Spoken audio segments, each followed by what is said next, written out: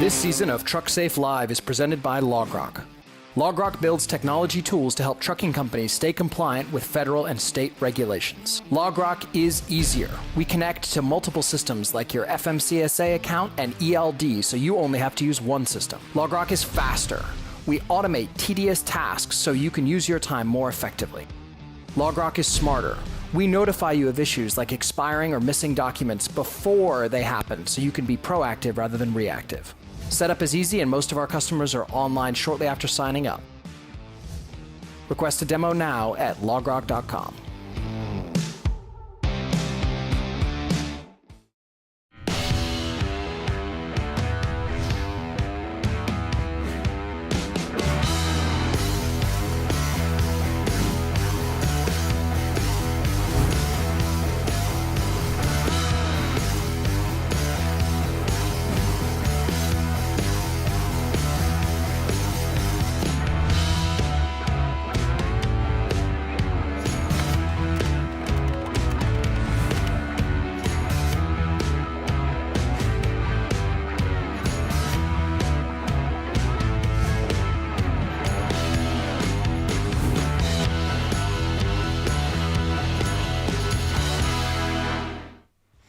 Hey everyone, welcome to episode 17 of Trucksafe Live, the monthly show where we and our guests tackle the hot button issues impacting highway transportation. I'm Brandon, Trucksafe and Childress Law, both of which are dedicated to helping motor carriers develop and maintain cutting-edge safety programs.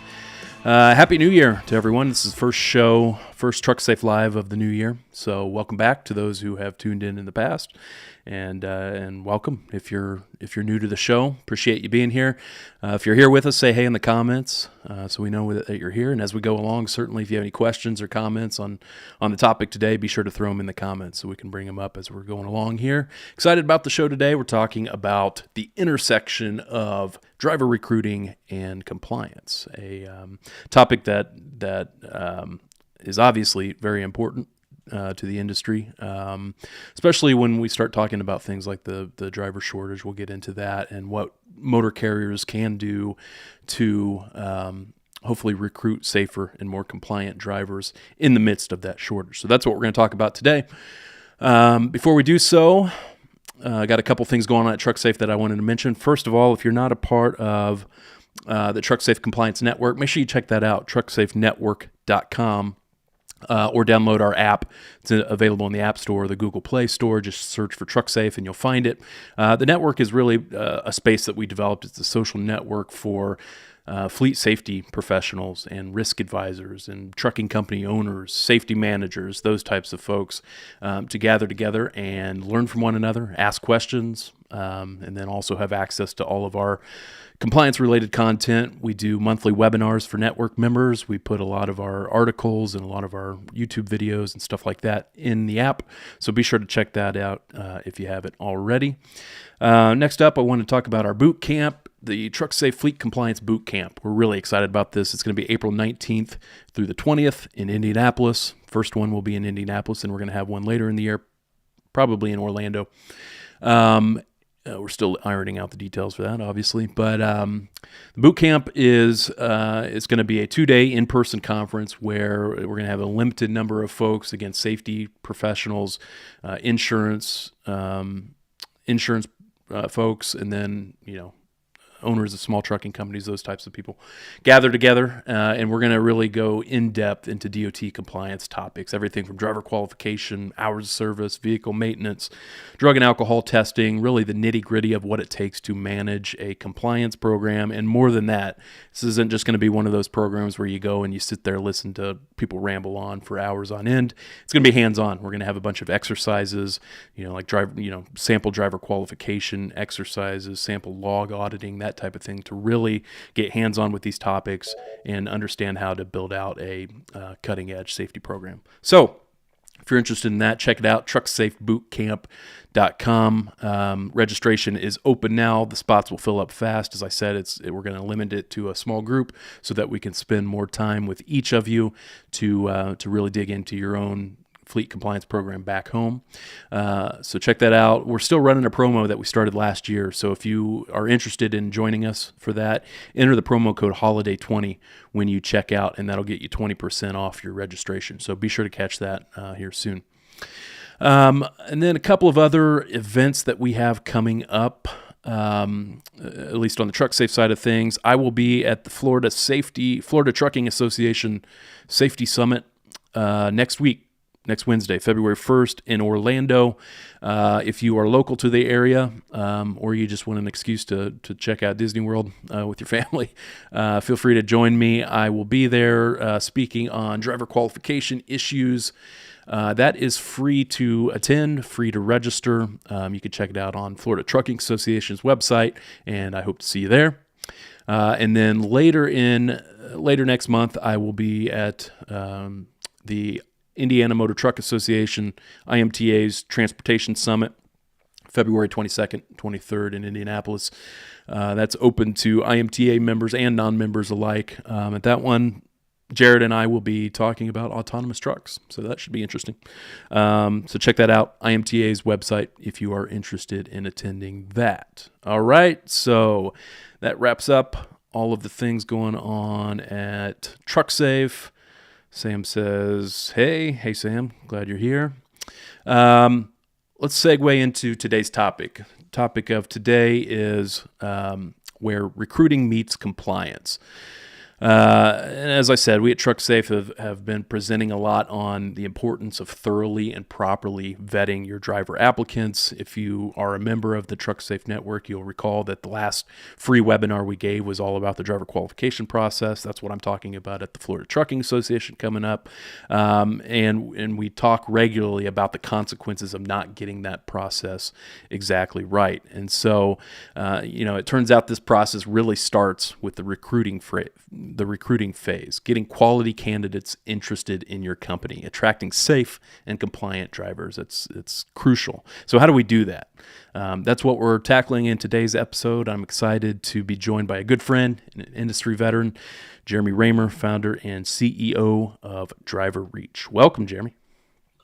Great to be here. Thank you for having me. Happy New Year. Is it still okay to say that? I think so. Appreciate you being here. I always enjoyed coming in on your show, and I'm sorry to say this is the first time I've had you on Trucksafe Live. We've done the show for over a year now, and I promised to get you on, and here we are finally. So, thanks like for joining. A fine wine. What's that? It's aged like a fine wine. It's okay. Exactly. All right.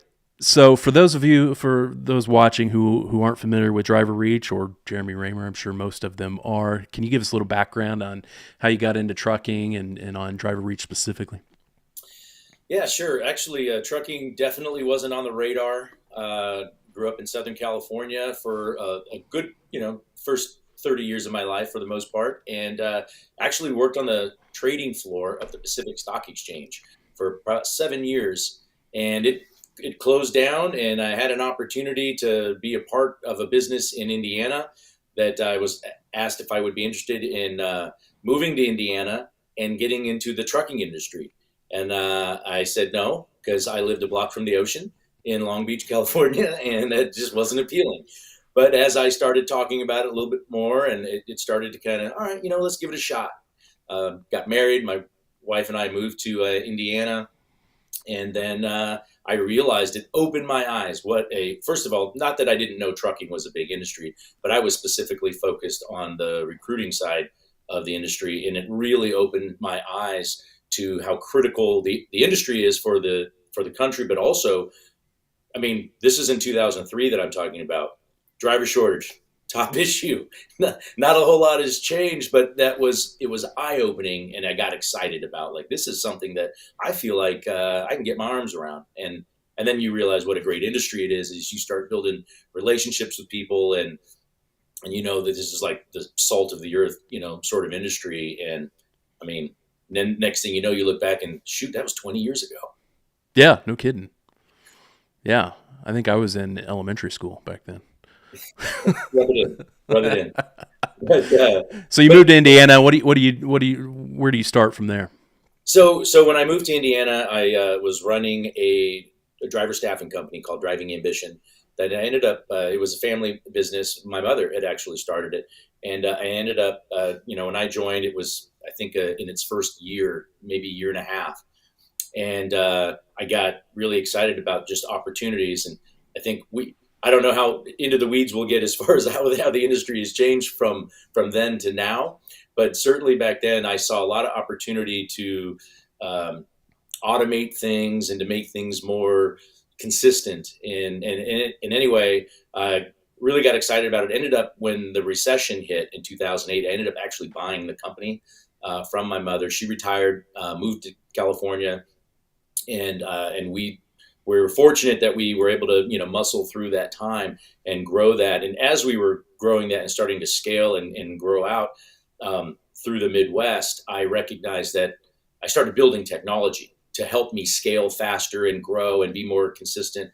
And that was really the precursor for DriverReach. Is I was building technology to help me hire drivers faster and more efficiently and manage compliance better. I realized that as much as I really loved helping the industry with my staffing business, which we had about 500 full-time and part-time drivers at that time, I felt like I could help way more companies from a technology standpoint. And so that was the sort of the catalyst. I ended up selling Driving Ambition, the staffing company, in 2017, and then was kind of all in on DriverReach. And that's, it's been a ride.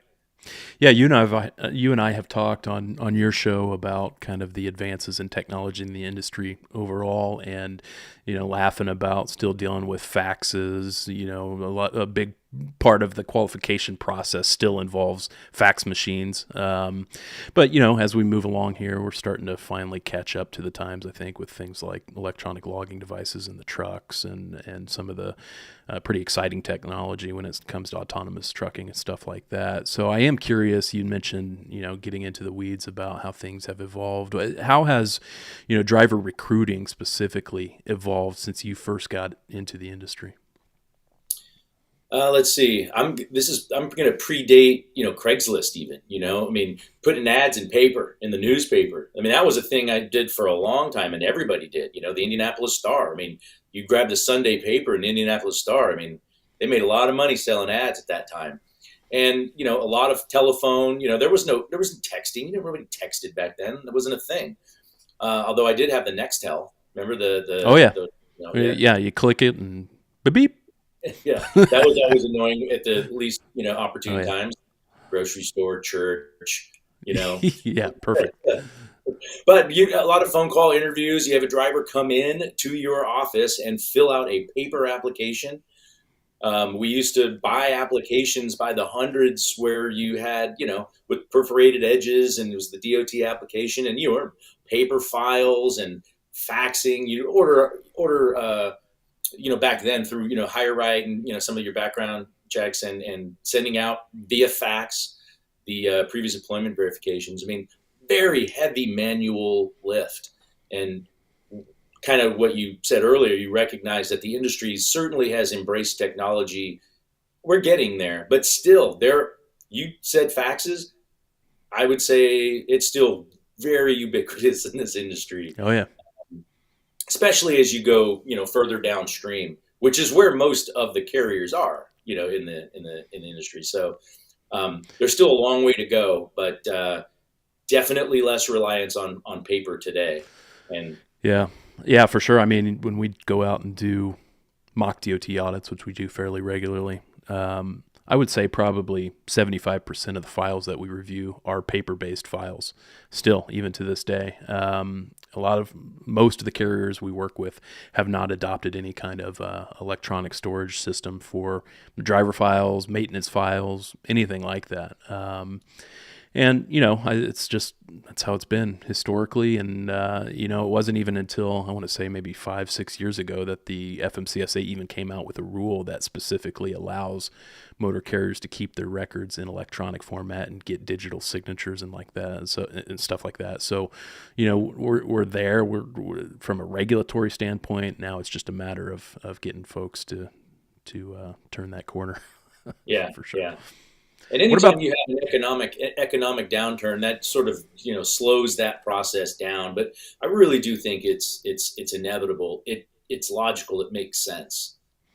Yeah, and for obvious reasons, it's best practice to implement some kind of an electronic storage system because number one, especially unless you're the rare case. When it comes to paper files, usually those things are just a mess. They're a disaster. When we're going in there, you've got things from 25 years ago in a driver's file that now you're giving over to the DOT, and it's just stuff that you shouldn't be keeping. So one of the big benefits of electronic document storage is that a lot of the systems that are out there now, and I know DriverReach is like this as well, they help you keep track of the documents you need to keep, and they only keep what you really need to keep, and then they archive the stuff that you can archive. So I'm curious, what about the overall landscape of driver availability? We both mentioned kind of the driver shortage, and you hear a lot of debate over the so-called shortage and whether there is one or there isn't one. What are your thoughts on that, and what's DriverReach doing to help alleviate the shortage? Well, two things. Thoughts on that. The only time in my last 20 years that I felt like, was in 2008 and 9. Prior to that, it was a big deal, right? And that was a good position to be in if you are a provider of drivers, by the way, when you're in the staffing industry. But it was hard for me to hire and keep them too, right? So it's always a thing, and that has been the sort of the constant throughout this entire period, with the exception of the Great Recession. But that being said, at the end of the day, there are more needs and more jobs than there are drivers. I don't think it's not an opinion, right? I mean, and by the way, and I'm not talking about necessarily CDL holders, but I'm talking about active, qualifiable drivers, in the industry. There are just not enough of them.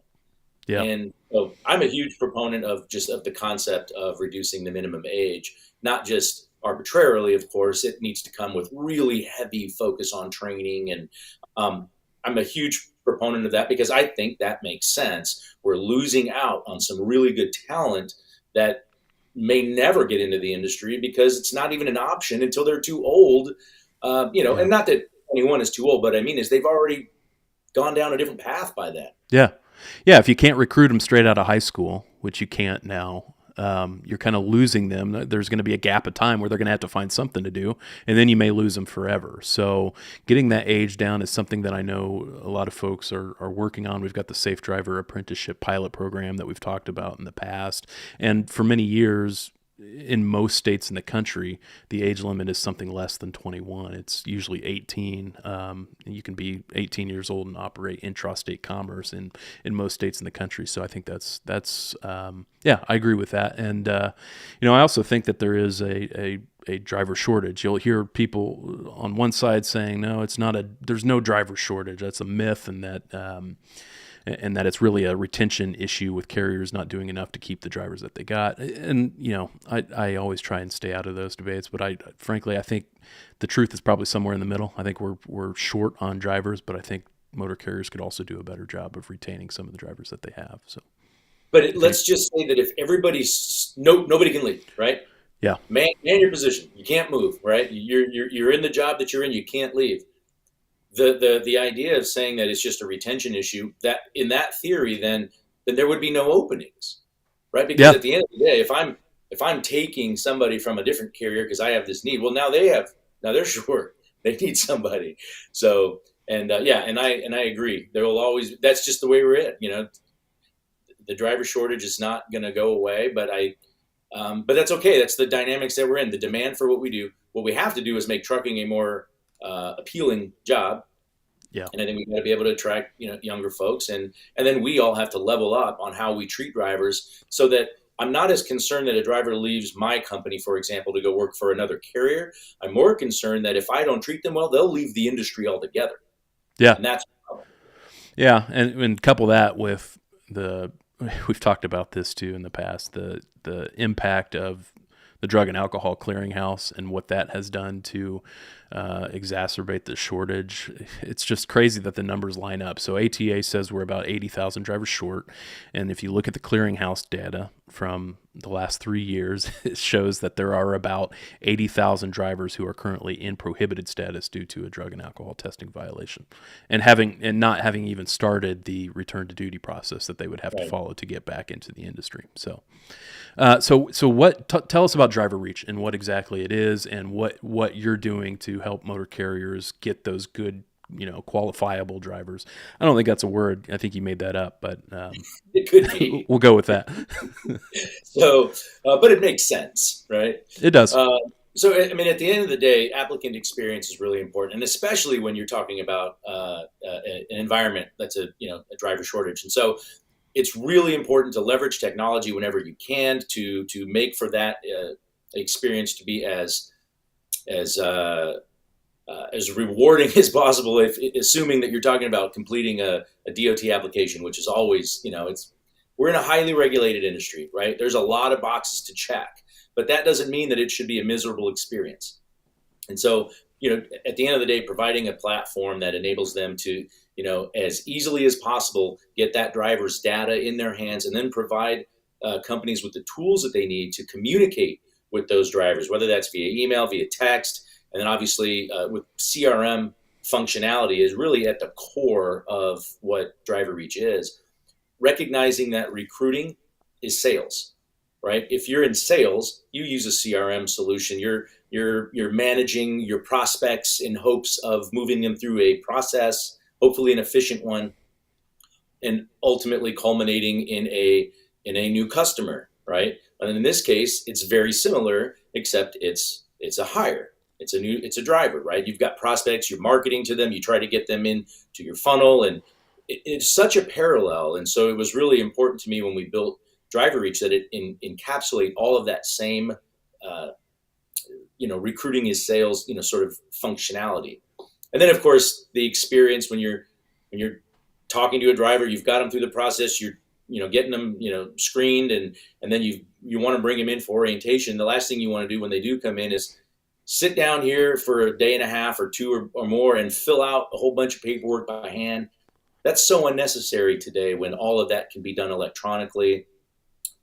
Auto-populate so much of that information, and then again, it's all stored in the cloud, and you're able to be far more consistent with that process. And so when you do get audited, like you said, and you're coming in, look, it's not this mangled mess. It's tight. It's all put together, and I think hopefully it's where whether it's a mock audit or not, they say we're good here. Like, well done. Next, you're not my problem.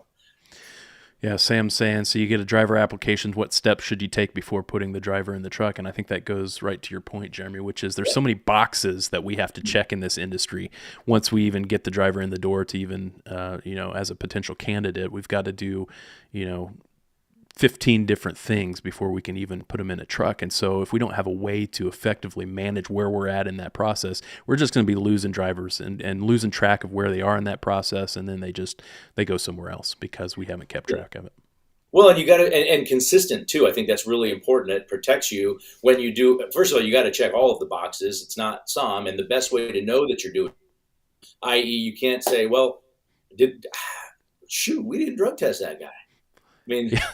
Zero times that ever happened. It should never happen. 0 times. But I mentioned technology, and I mentioned obviously engaging via technology and emails and text.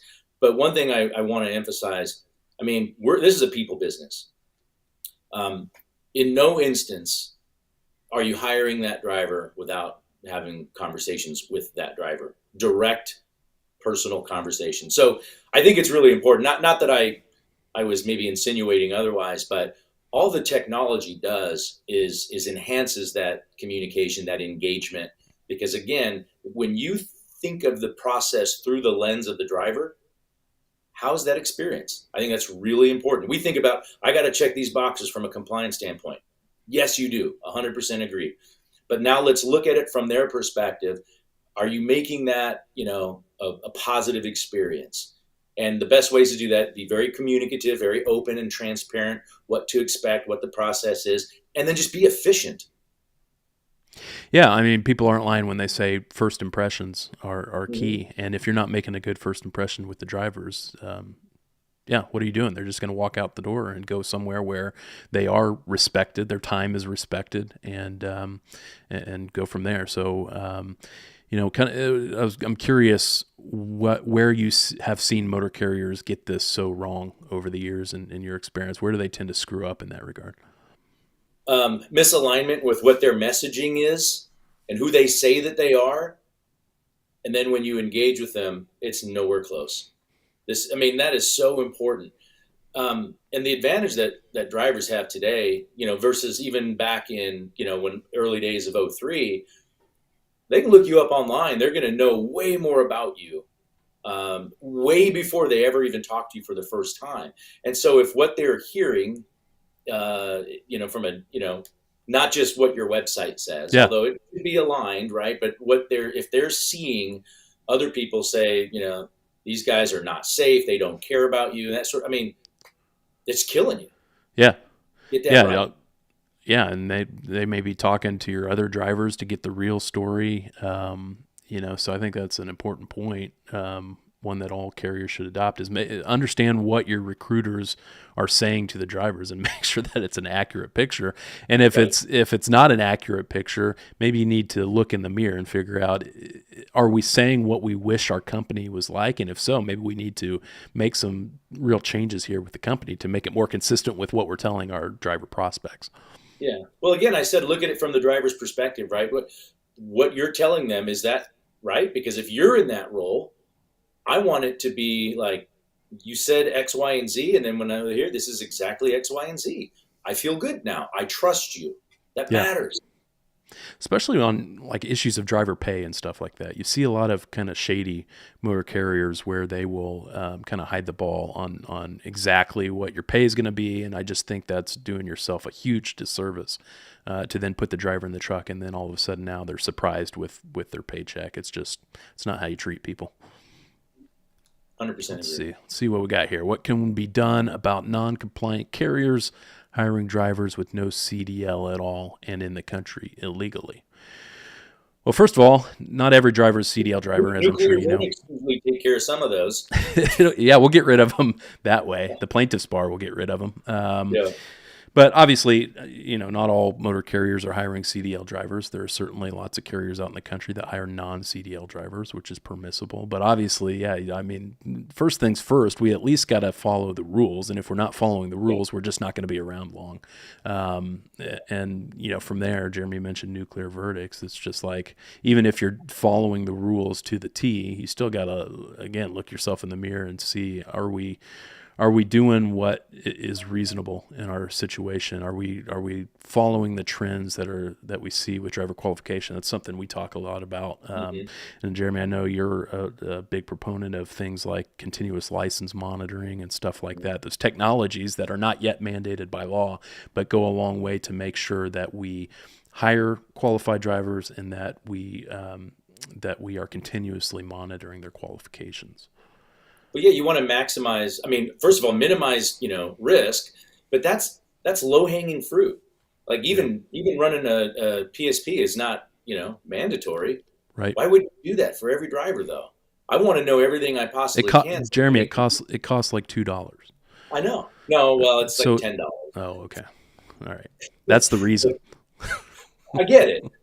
Right. It's being managed by a, private company, non-public company. But the other thing, the continuous license monitoring, prior to selling my company, when I had 500 full-time and part-time drivers, I was at a conference. I'd been looking at this already. I've been long time ago, I was talking to Rob Abbott when he was at ATA, when he was, safety. And I was like, Rob, I want this. Like, where are we at with this? And it's still getting rolled out.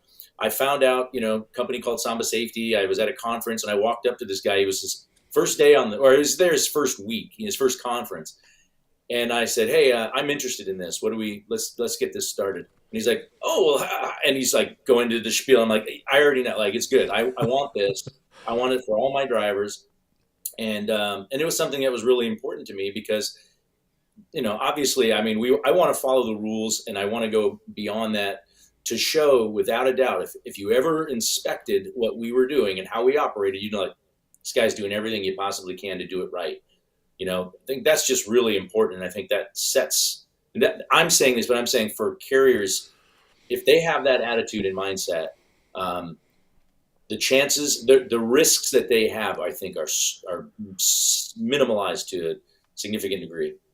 We see it in a significant percentage of the cases that end up with those nuclear verdicts where driver history or the driver vetting process is an issue in those cases, and then it leads to multi-million-dollar verdicts against the carrier because they didn't do enough to make sure that the drivers that they were hiring are safe enough to be able to operate these types of vehicles. We saw it in the first ever $1 billion case in Florida last year. The one carrier that got hit with that verdict had not done the basic check to make sure that the driver even had the right type of license. It's so easy to do that, and it's required by the law to at least run an MVR once a year. If you're not doing that, you're really setting yourself up for trouble.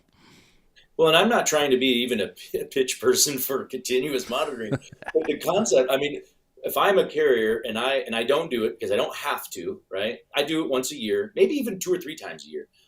But then I have a driver who, kills a family. Well, what's that plaintiff's attorney going to say? Oh, so you could have known that and because the license was suspended or something like that I could have known if I was, so for $3, that family was not worth $3 to you. I mean, that's how that's the story. Yeah. But I understand though too, because if you just, I don't know, you just protect yourself so much better, and it's just run a better operation that way.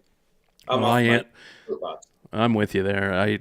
I've always been a proponent of continuous license monitoring. I don't even know how we got on this topic, but I think if you invest in nothing else that goes beyond what the regulations require of you, it should be continuous license monitoring. Because, as you said, if I'm just following the rules, I check driver John Doe's MVR today, and it shows he has a valid license. If he loses it tomorrow because he doesn't pay child support or doesn't appear for a court date, if he doesn't tell us that he loses his license tomorrow, we're not going to know about it for another year, and he's going to be out on the road driving for a year without a license. So the continuous license monitoring, I think, is a no-brainer for most motor carriers. So what other things like that do you think are out there? It's kind of blending our two worlds. We're in the compliance side of things. You're in the recruiting side of things. Where have you seen things go wrong in your experience when carriers are just laser focused on putting drivers in the seats without taking a step back to figure out, should we actually put this particular driver in the seat? Well, I mean, all facets, right? Your culture can be affected. If you're just, look, I need to get people to, I got freight to move here and it doesn't matter. Well, your culture is going to erode. That's going to affect safety, ratings. It's going to affect your customers, your ability to serve them properly. I think it's going to affect your retention. And again, your culture. You're going to spend way more trying to hire more of those bad, folks, or people that maybe don't fit with what core values you establish that matter to you. But instead, if you focus on, this is who we are as a company, and this is the type of person we hire, and you really are laser focused on that, then now you can leverage the types of drivers that you have and create sort of, ambassador opportunities for them to help you bring in more like-minded or, drivers that have, similar core values, because that's foundational to a company. And that's not a trucking statement. That's a business statement, right? That's a foundational company. That stuff matters. Yeah, it's something you don't see enough of, having I like that concept of driver ambassadors. If you truly are doing things the right way as a company, then inevitably folks that work for your company are going to want to share that with their friends and their colleagues and say, hey, I see all of the trouble you're going through where you're at. Maybe come over here. Things are the grass is greener on this side. And so you just don't see enough of that, I don't think, at least in my experience. What are your thoughts on, because I've seen this come up a lot, and this gives me a ton of heartburn, where, you have a decent sized motor carrier, they have a whole team of recruiters, and those recruiters are it seems like in a lot of cases empowered to make the hiring decisions over the safety department. It scares me to death where a recruiter makes the ultimate call of whether a driver is ready to go or not. It just seems like the incentives are don't line up quite right there. Well, not only that, where's the check, right? Like there's got to be a check and balance here. And ultimately, the more important than even, profit, more important than, just hiring drivers is you have an obligation to the motoring public to be safe, right? And not just for for everyone outside of your company, but for your, employees or, operators as well. And so from that standpoint, obviously it makes sense that check be a compliance, like that's great. You throw them over the fence. Let me kind of make sure, or hopefully there's some processes during where if there's anybody that's not, kosher, we're going to find that out much sooner in the process and let them know and move on, because we don't want to waste recruiters' time either. We want their time to be focused on those who appear to be the most qualified, because you only have so much bandwidth anyway. But on the safety and compliance side, that's a bad idea to allow for, especially when you have a recruiting department that a lot of times they are incentivized based on hires.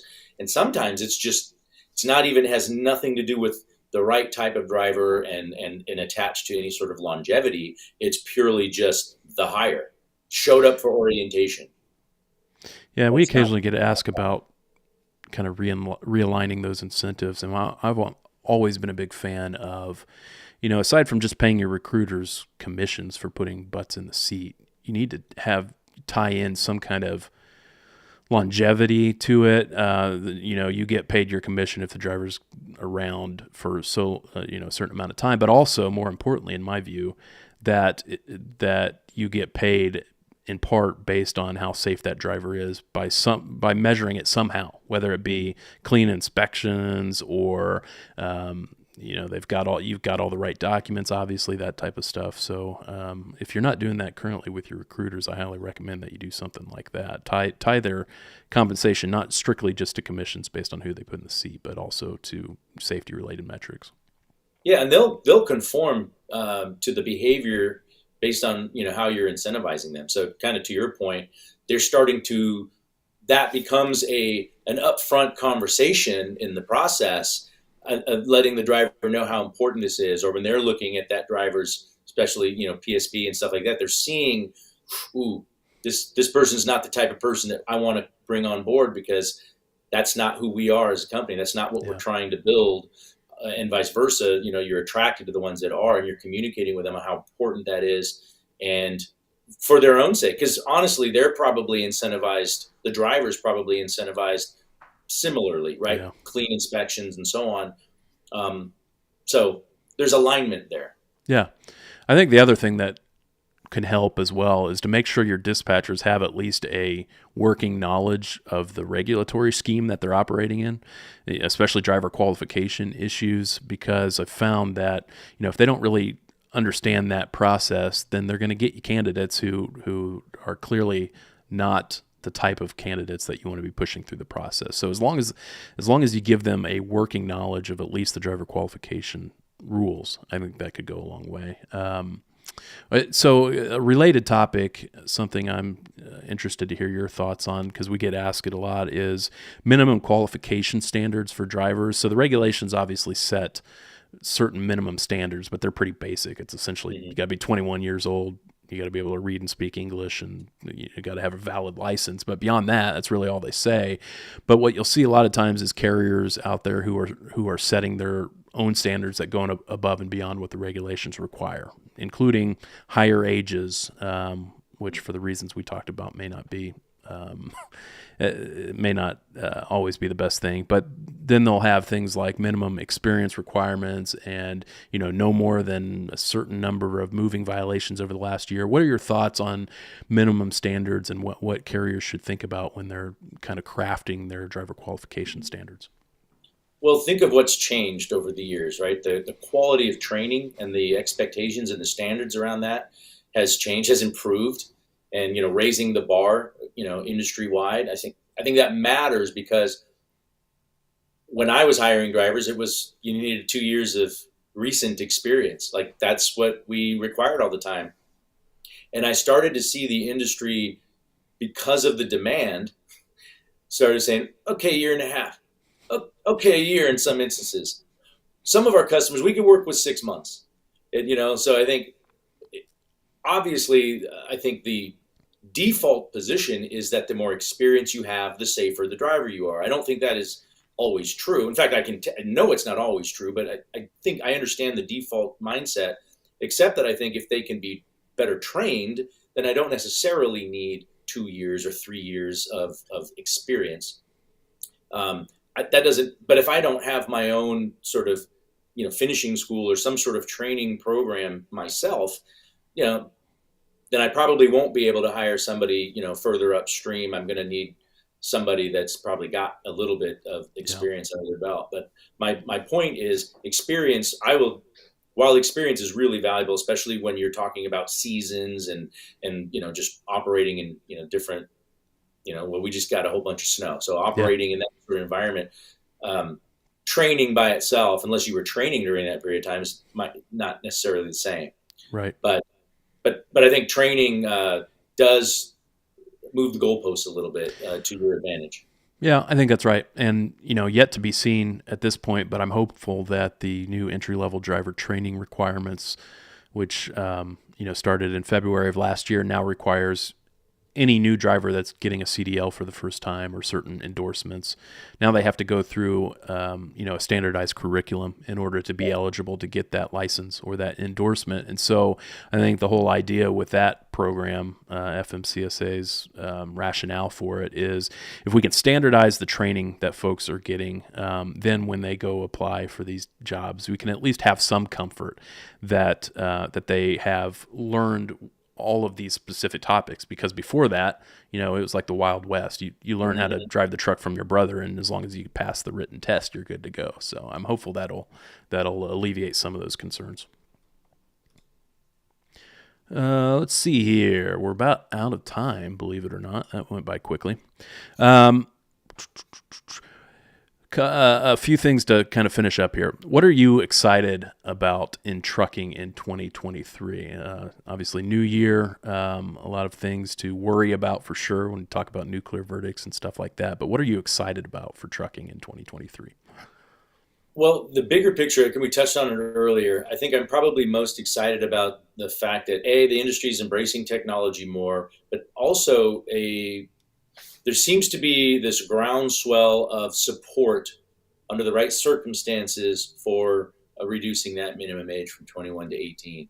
And I think it makes a ton of sense. That being said, it'll probably take forever for that to change, even though I know it doesn't need to be an act of Congress to make that happen. I mean, I think the FMCSA has the capacity and capability to do that themselves. But now with the pilot program bumping along, I think it'll be a few years from. There's no reason to do it now. They're going to let the data speak for itself. I'm a little concerned about maybe it not being as widely embraced. Yeah. Why are we not hearing more about that? I don't get it. Yeah. We heard a lot about it early on from the agency when they were pushing it out, and now it's live. And I've got people asking me every week, well, that's not really going on, is it? Yeah, it's going on. You just don't hear anything about it for some reason. Yeah, well, and it's going to be for 3 years. Where you'll hear something about it if something catastrophic happens. Yeah. And that's, it's possible. It's probable. I mean, over a period of 3 years, I just think that I have a lot of confidence if we do this right, that the data will speak for itself in a way that supports, reducing the minimum age to 18 in an interstate capacity. However, what would be really bad is if in the next 6 months or a year they say, you know what, we're going to jettison this whole program because we just didn't get enough participation. Because that's why we went to the civilian public anyway, because we didn't have enough sample size before. We had 5 people. Yeah, we tried to do it with the military exemption in the past, and just not enough participation. So that's why it boggles my mind that we're not pushing this, because I don't know what the numbers are. I don't know how many people are participating. The program's supposed to be limited to 3,000 drivers for the 3-year period. I don't get the sense that there's many drivers participating. I could be wrong about that, but I haven't heard that, hey, we're at capacity for it or anything. So, if you're interested in participating, there are a lot of prerequisites to participate. We've kind of outlined those on our website if you're interested, trucksafe.com. But participate so that we can get data in the system, as Jeremy said, to show that these younger drivers hopefully are just as safe to operate these trucks. And there are protections built around this program. So it's not like we're just putting these younger drivers in the seat and patting them on the butt and saying, good luck to you. I mean, the rule sets up specific parameters. You got to have an experienced driver in the seat with them. They've got to have certain safety technology installed on their trucks. Mm-hmm. So there's a lot of that, but what we need is the data to build that argument so that we can take it the next step. All right. No more questions here. Well, Jeremy, we are out of time. I appreciate you joining me today. As always appreciate your insight on these topics, and tell folks where they can find out more about DriverReach and can follow you if they're interested. Yeah, certainly visit the website, driverreach.com. And if you're on LinkedIn at all, I'm pretty active, a lot of content. So you can find me on LinkedIn. If we're not connected, shoot me a request to connect. Love to engage with like-minded folks in the industry. Awesome. Well, thanks so much for joining us. We're going to wrap things up here. Appreciate you all tuning in today for the first show of 2023. Again, we do these shows monthly, so be sure to tune in or follow us on trucksafelive.com. We'll announce our shows usually a few weeks ahead of time, who our guests are going to be and what the topic's going to be. Also, just follow us, like Jeremy said, we're pretty active on LinkedIn as well, and Facebook and Twitter and all the social media. So follow Trucksafe if you're interested in following along. We post a lot of DOT-related content, so you can find us there, and then also over at trucksafe.com. Last thing I'll mention is our courses, which we offer through trucksafeacademy.com. If you're interested in in-depth DOT compliance training for safety managers or for drivers, we've got online courses covering all of the topics that we've talked about today: driver qualification, hours of service. We've got a hazmat course to satisfy the required hazmat training. We've got reasonable suspicion courses. So check those out over at trucksafeacademy.com if you're interested. Again, want to just say thank you to the sponsor of this season of Trucksafe Live, which is LogRock. Appreciate you teaming up with us to make this possible. That's all I got. Thanks for tuning in. We'll hope to catch you next time.